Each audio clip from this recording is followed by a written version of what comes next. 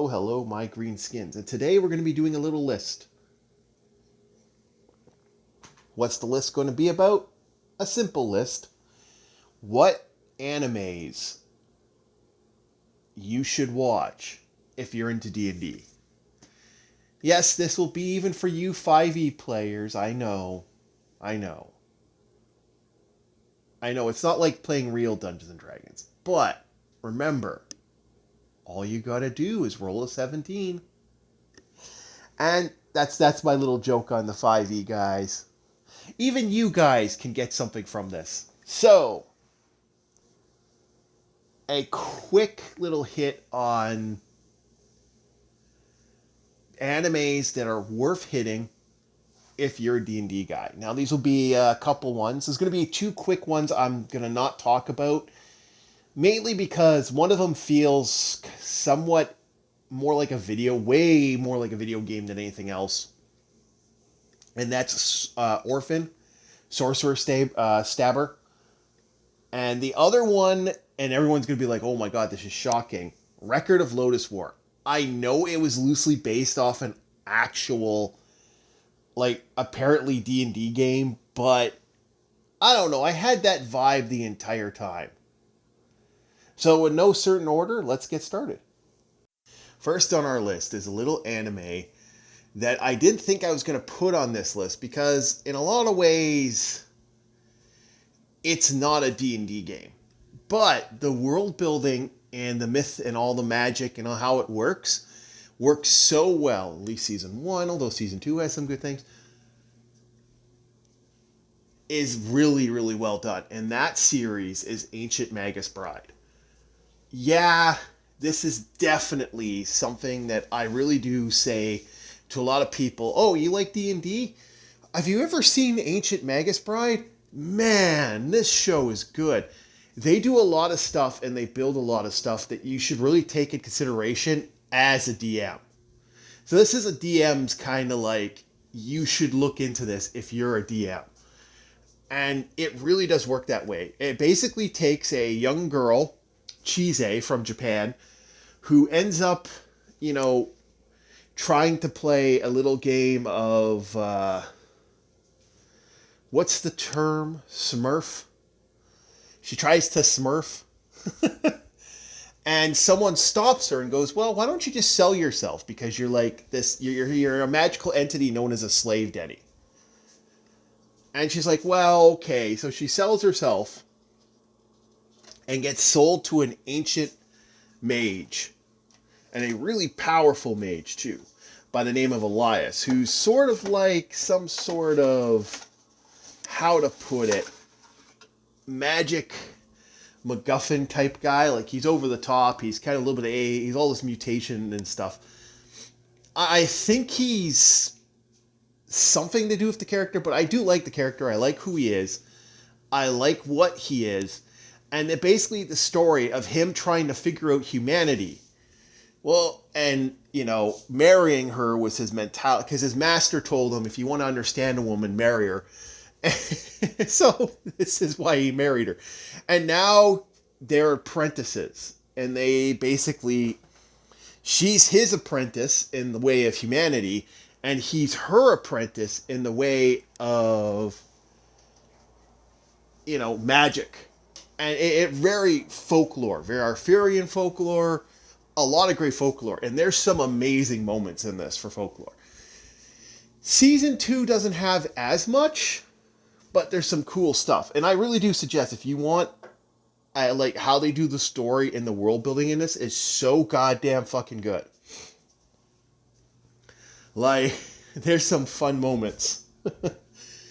I don't want to spoil anything, so I don't want to say too much. That's the sad thing.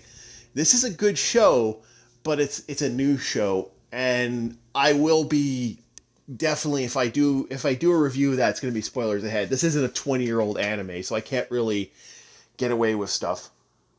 All right, and on to our next pick.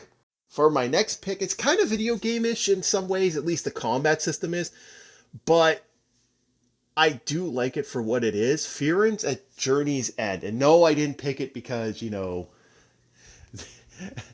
of other reasons.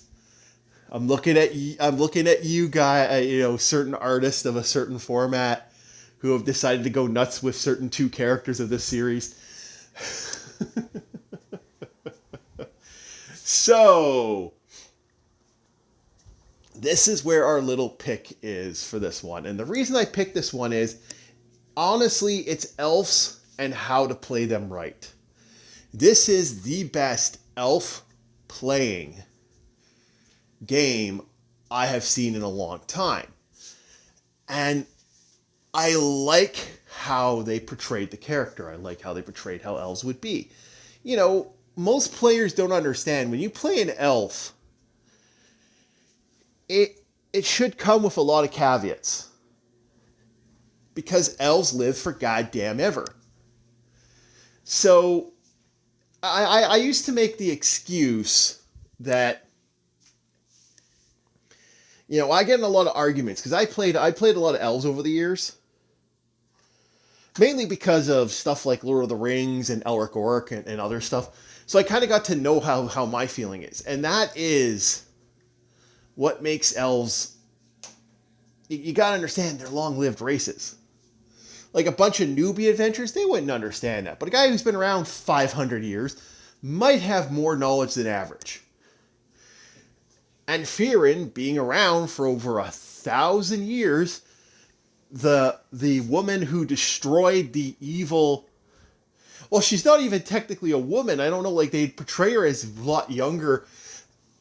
A 1,000-year hero who has slayed the evil demon lord and is now on an adventure with brand new adventurers, a young apprentice, and a warrior that's a warrior apprentice who's the former apprentice of one of her dwarf companions. It is... pretty cool how they portray these characters and how they are. And it is how they portray an elf. The Firin, whoever did this, really did think about it. And that's something you got to think about when you create an elf character. I know there are a lot more different races now in D&D. How can you have an Oriental creatures and not have an Oriental adventures? Just saying. That's my last hit. But this show does that right. It does the world building well enough that you get to know. And again, it's something I don't want to say too much into it because you get a lot of cool little side things. And you get to see the true potential of what a character would be like that's been around for 1,000 fucking years. Well done, well put together, absolutely enjoy. Now our next pick. So our next pick is Rune Soldier Louis, which apparently some people say it takes place in the Record of Lodoss War franchise. I don't know. Maybe it does. Now, the reason I portray this one is because this is how you do dual classing right. A group of female adventurers can end up looking for a mage. Well, the problem is they can't find their female mage. But they can find a male mage who is a powerhouse. And I mean literally this physical beast of a human being. He's actually very strong. And he doesn't use his magic very often. So that's a fun one. Where they have this character. And, the priest, the fighter, and the thief have to contend with this male adventurer. And what makes these characters kind of cool and what makes this character kind of fun is that they really do show you how a dual classing would work. He uses his magic skills, but at the same time, you got to build up your physical capabilities. So it actually does show him training, operating, learning how to do weapons, learning how to become an adventurer. You get to see the ground up of this guy and how he operates. They did a great freaking job. And I think they did such a good job. I haven't seen a job this well done in a very, very long time. Absolutely enjoyed it for that. Now, it does have its perv rating, it does have its thing, but this is actually a good adventurer. And You do get some fun stuff, like you do get the mage Isla. I love me redheads. Blonde ain't too bad, Ada. Like my bombshell blonde, I'm not against the short stack. It's not the reason, I swear that's not the reason I watch this show. I know it's going to be a little hard to find right now because, God, I don't think anyone... This is on anywhere. This was an ADV Classic. Although there was talks that there'll be a continuation or a new series. I hope so. And that would be kind of cool. But this one, Rune Soldier Louis, shows you how to portray it, shows you combat, shows you how his training, even shows him fighting with with the fighter, the person who's been training him how to fight, Genie. And that's really well done. Everything about this show is well done, and definitely something I'm going to plan on doing a full review of eventually. But that's going to be way more spoiler filled. Now for our last pick. Our last pick for our list. Well, considering the fact that a part 2 is coming up, I have to say it, Slayers Season 1 is very good in a lot of ways to show an overall building, to show you about D&D, how D&D works. You can break down bits and pieces of that show and go, see, like, here's how you do this. Here's how you do that. Here's how this works. Here's how this works.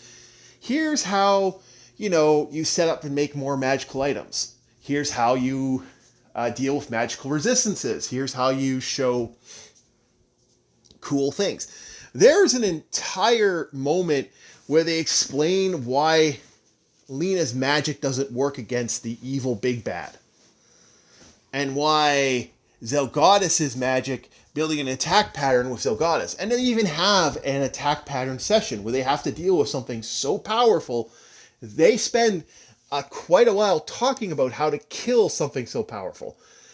Slayers does it right, at least season 1. Season 1 part 2, which we're working on, which is pretty much done. I just have to record it.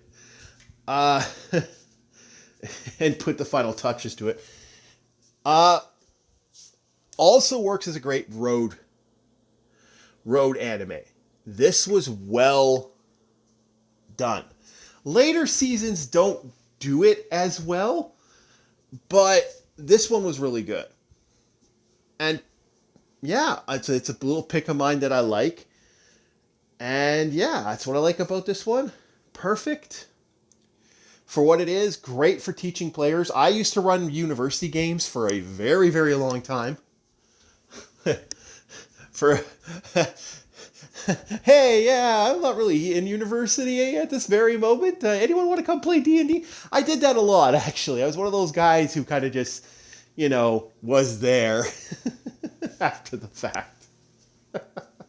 I taught a lot of players how to play D&D. And it was fun. And this would be something I would put on if we had exam period. There's no guarantee people are going to show up for holidays or exams. So I had this and 2 other animes. Although I will say that Slayers was the most D&D of the 3. And yeah, so that's my pick. I'd like to thank everybody. And what is your pick?